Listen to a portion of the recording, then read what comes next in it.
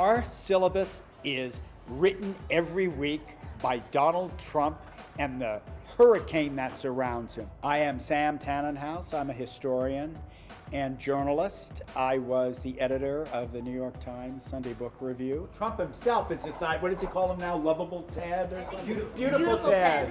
Right. And my lecture course is called Trump and the Media.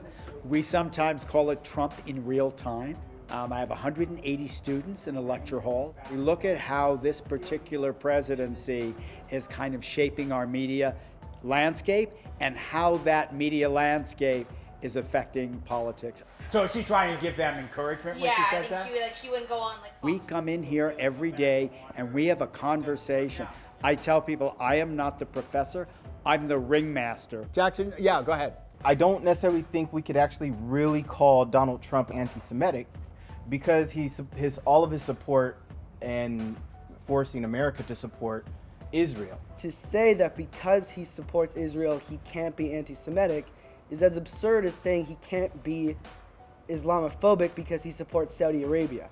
Yes, ma'am. You're going to say something, then we're going to go way back. I think it's really dangerous when we use that kind of language, because it's kind of similar to the whole Kavanaugh, where he had this wife and he has two beautiful kids who are praying, and how could this figure have ever engaged in like an act of like sexual assault? Trump's election and also one or two recent elections in Canada have really created a new interest, particularly among the young, who are so immersed in social media. If the election were held today, we would win.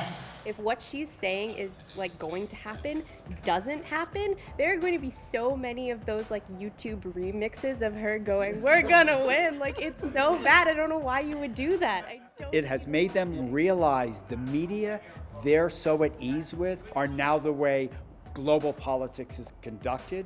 The president confident about Republicans' chances on Tuesday. I noticed in the first class I taught, whenever I asked the students why an issue seemed to be ratcheted up, immigration or the economy or healthcare coverage, someone would invariably raise a hand and say, the midterms.